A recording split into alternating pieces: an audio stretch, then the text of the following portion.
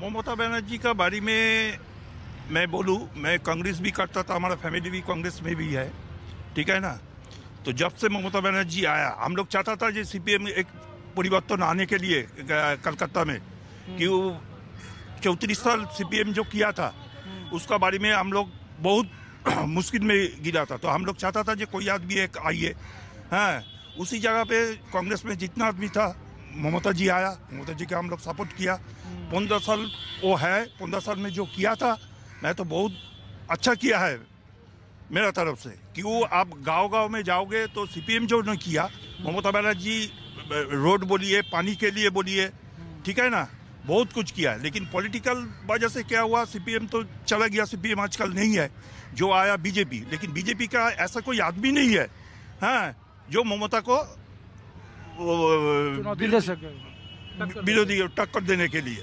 कि ममता जी आइडियोलॉजी है, हाँ, बीजेपी का कोई आदमी नहीं है इतना आइडियोलॉजी। और आप बोलेगा सामने शुभेंदु अधिकारी, वो तो ममता से ही आया, लेकिन उसको कोई आदमी बीजेपी का सक्सेस करने नहीं दे रहा है। जैसा वो साइड कर दिया, दिलीप घोष को साइड कर दिया। मजूमदार यहाँ मंत्री हैं, केंद्र में मंत्री हैं, हाँ, वो भी ऐसा कुछ खास आदमी नहीं है, ठीक है ना। आप मथुआ को देख लीजिए, सीपीएम का बारे में मथुआ आया। आज तक सीपीएम जिस टाइम मथुआ को नागरिकत्व तो दे नहीं पाया, उस टाइम कांग्रेस सरकार था, कांग्रेस कुछ कर नहीं पाया। तो नागरिकत्व तो आज आया ममता का ऊपर। ममता कैसे नागरिकत्व स्टेट का नहीं है, नागरिकत्व है केंद्रीय, सेंट्रल का। सेंट्रल नहीं करेगा तो वो लोग क्या करेगा, इसमें क्या है। तो आज जो दिखा रहा है, आज जो हम लोग चैनल में दिख रहा हूँ, उसमें से देख रहा है कि मथुआ का वोट जितना इतना दिन बीजेपी को दिया था, वो वोट हो सकता तृणमूल का ऊपर ही आएगा इस बार। क्यों उनके धर्मगुरु बीजेपी के लिए काम कर रहे हैं, वहाँ जो उनके संप्रदाय। देखिए, एसआईआर करने का बाद इतना मथुआ आदमी को निकाल दिया, ठीक है ना। अब देख लीजिए कितना, ये लोग बोला था 1 करोड़ 20 आपको निकल जाएगा, लेकिन इतना तो नहीं निकला। अभी जो निर्वाचन कमीशन का जो है उसमें 46 लाख का दिखा रहा है, हाँ। तो उसमें से मथुआ निकल गया, तो मथुआ लोग कहाँ जाएगा, अब बताइए, ये लोग क्या करेगा। मुस्लिम नहीं निकला उसमें, मुस्लिम भी निकला, लेकिन मुस्लिम से ज्यादा हिंदू निकल गया ना।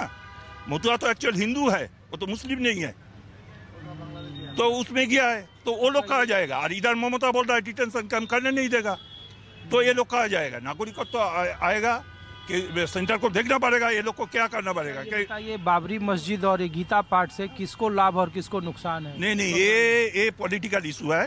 सुनिए, मैं बोल रहा हूँ, पॉलिटिकल इशू इसीलिए है, जो एक चीज आप लोग देख लीजिए, हुमायूं को भी जो बोल रहा है, ये 134 सीट में वो नया पार्टी ये कर रहा है, 134 सीट में देगा।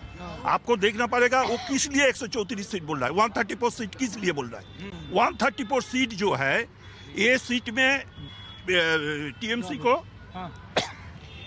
को बीजेपी, टीएमसी जो हारा है बीजेपी के, बहुत कम मार्जिन में वोट में हारा है। बीजेपी सोचा ये हुमायूं कबीर को सपोर्ट करने से क्या होगा, आपका 134 सीट में जितना मुस्लिम वोट ममता से निकल जाएगा, उसी जगह में हिंदू वोट घुस जाएगा, तो बीजेपी आगे बढ़ेगा। ये सोच के बीजेपी उसको सपोर्ट कर रहा है। बीजेपी कल कुछ बोला, बीजेपी में भी कुछ नहीं बोला। बीजेपी का बैकअप है, बीजेपी का बैकअप है। इधर बीजेपी बोल रहा है ममता का बैकअप होता तो ममता उसको सस्पेंड नहीं करता था, सस्पेंड कर दिया, ठीक है ना। अब आगे देखिए क्या है।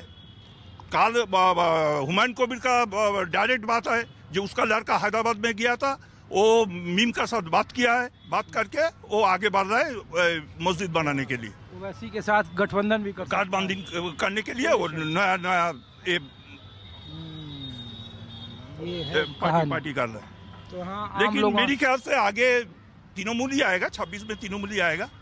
हो सकता बीजेपी का सीट कम भी हो सकता, और ये एडजस्ट हो जाएगा। ये बाबरी मस्जिद जो है, ये जो है, ये एडजस्ट हो जाएगा। कांग्रेस और लेफ्ट कुछ कर पाएगी वहाँ? नहीं, कांग्रेस, देखिए, कांग्रेस तो कुछ नहीं कर पाएगा।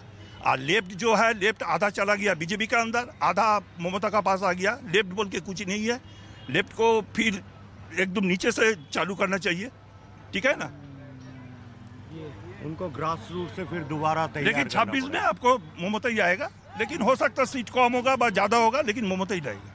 ममता जी का ये जो कह रहे हैं रेशियो कम होगा इनका, सीटें कम सीटें कम होंगी। सीटें देखिए, कम होगी। बाहर का आदमी जाके वेस्ट बंगाल में बंगाली जो मेंटालिटी है ये करना बहुत मुश्किल है। ये बीजेपी को सोचना चाहिए। और बीजेपी को इतना आदमी नहीं है जो आपको बंगाल का आगे बढ़ने के लिए, आप बोलिए श्रमिक भट्टाचार्य, वो तो इतना दिन तो बीजेपी उसको आउट करके रख दिया, रिसेंट उसको बीजेपी ये बनाया। लेकिन बीजेपी गठबंधन तो करती है। अब जैसे देखिए यहाँ MIM और हुमायूं कबीर की पार्टी गठबंधन कर लेगी। उधर हिल वाले इलाके में जो गोरखा है उनके साथ कोलिशन कर लेंगे। आपको देखना पड़ेगा टोटल सीट कितना है। टोटल 294 सीट है। 294, इसमें से पिछले बार देखिए 77 सीट बीजेपी को मिला। हाँ। उसमें से कुछ आदमी फिर बीजेपी से लेके ममता का पास आ गया। तो अभी जो है 65 है। मैं मान लिया आपका बात, लेकिन वो कहाँ, दार्जिलिंग में कुछ सीट मिलेगा उसका। हाँ। मथुआ सीट जो आपका उधर डायमंड हार्बर मथुआ उधर जो है राजवंशी जो है, उसमें से जो 20 विधायक था उसमें से मान लीजिए इस बार बहुत कम मार्जिन बीजेपी को मिलेगा। और हो सकता है 12 सीट आपका मालदा मुर्शिदाबाद में 12-13 सीट होगा। उसमें पहले ममता का पास गया था। हो सकता है ये हुमायूं कबीर का चक्कर में आपको 2-3 सीट हो सकता है ममता। लेकिन अल्टीमेट आपको 200 का अंदर ही पूरा बंगाल जानते हैं। ये बेसिकली बाय बर्थ वहाँ के हैं। अब दिल्ली का पूछिए, हम लोग बोल सकते हैं क्योंकि बाय बर्थ हम दिल्ली के हैं। क्या होता है, जो भी इंसान जहाँ रहता है उसका तो उस बारे में तो आसपास का तो ज्यादा जानकारी होगा ना। हम लोग केजरीवाल क्यों हारे दिल्ली में? केजरीवाल का आप छोड़िए, क्यों उनकी कहानी, वो तो चैप्टर बंद हो गया। अब वो तो चैप्टर ही बंद है, क्लोज है। वो कहाँ पर है? वो जहाँ खड़े हुए थे अभी लोकसभा उसमें जो अभी लड़े थे, कहाँ पर, ये मैं थोड़ा वो कर रहा हूँ, वो 99 में कहाँ पर, उसमें कुछ भी कहीं पर भी मतलब हर एक जगह पे जब्त है, वो जमानत जब्त है। कैसे आप कहेंगे जो केजरीवाल जी आएंगे? शुक्रिया। आपका क्या नाम है भाई साहब? अरे मैं तो ऐसे पूछा जैसे वो बात के वैसे। इधर का नहीं। कहाँ से हैं आप? असम से। अरे तो आसाम में भी तो चुनाव है, वहाँ भी देखो हिमंता बिस्व शर्मा और गौरव गोगोई कैसे आमने सामने हैं। वहाँ तो देखिए कम से कम लेकिन नहीं हम लोग असम में बीजेपी आने के बाद असम में बहुत प्रोग्रेस हुआ है।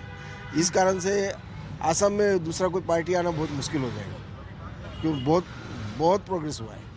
वहाँ तो लोग कहते हैं हिमंता बिस्व शर्मा सिर्फ हिंदू मुसलमान वो बात दूसरी बात है। लेकिन वहाँ इतना विकास हुआ है, रोड घाट इतना अच्छा हुआ है, तो उसी कारण से वहाँ दूसरा पार्टी आना इस बार मुश्किल है।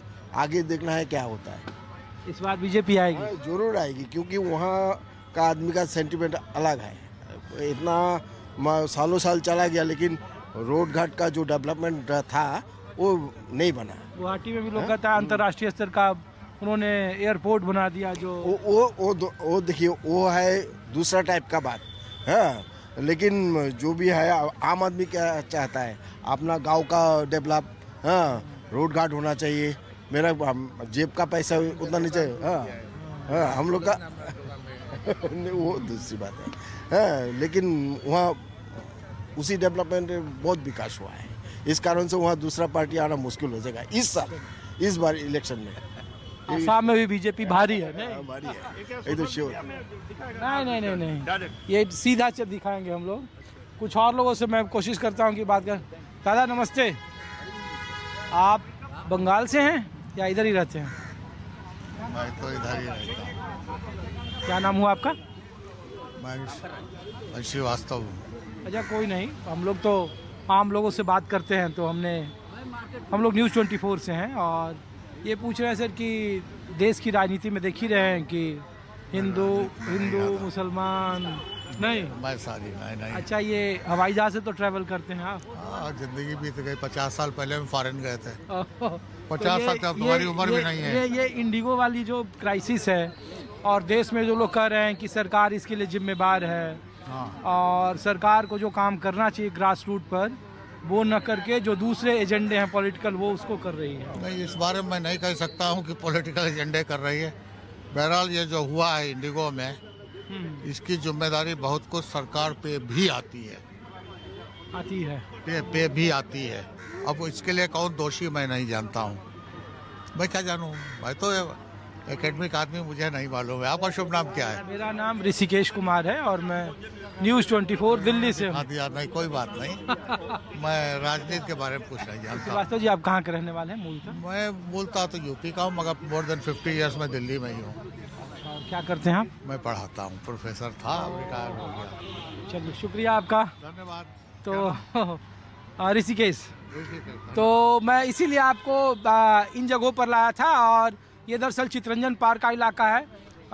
बंगाल की राजनीति में जिस तरीके से हाल के दिनों में और आने वाले कुछ महीनों में होना है या घटित होना है या फिर परवान चढ़ना है, उनमें सेकुलरिज्म, ध्रुवीकरण, वहाँ माँ माटी और मानुस जैसे कई सारे राजनीतिक नारे आएंगे। लेकिन जिस तरीके से हुमायूं कबीर की तरफ से मुर्शिदाबाद में बाबरी मस्जिद के प्रतीकात्मक मस्जिद बनवाने की प्रक्रिया को शुरू किया गया है, और जिस तरीके से हुमायूं कबीर और असदुद्दीन ओवैसी के गठजोड़ की चर्चा है, उसके बाद बंगाल के राजनीतिक गलियारों में कई तरह के राजनीतिक सरगोशियों का बाजार गर्म है। और कहा जा रहा है कि ममता बनर्जी को इस बार वहां राजनीतिक पटकनी देने के लिए भारतीय जनता पार्टी ने कई स्तर पर रणनीतियां बनाई हैं, जिनमें एक रणनीति है 30% मुस्लिम वोटर वाले इलाके में मुस्लिम वोटों में बिखराव किया जाए और उन इलाकों में भारतीय जनता पार्टी अपने मार्जिन को बढ़ा सके, अपने सीटों की संख्या बढ़ा सके। लेकिन बीजेपी के सामने भी सबसे बड़ी चुनौती बंगाल की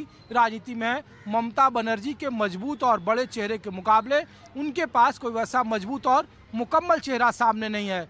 पश्चिम बंगाल की राजनीति में क्या होगा, मोदी बनाम ममता की राजनीतिक जंग एक बार फिर आमने सामने होगी। अभी 3 महीने बाकी हैं और बंगाल की राजनीति में बहुत कुछ हुआ है और बहुत कुछ होना बाकी है, जिसकी चर्चा हम अब कल से बंगाल के अलग अलग जगहों से आपको दिखाएंगे। वहाँ का ग्राउंड रिपोर्ट, वहाँ का माहौल क्या है। फिलहाल अपने सहयोगी नितिन के साथ ऋषिकेश कुमार को दीजिए इजाजत।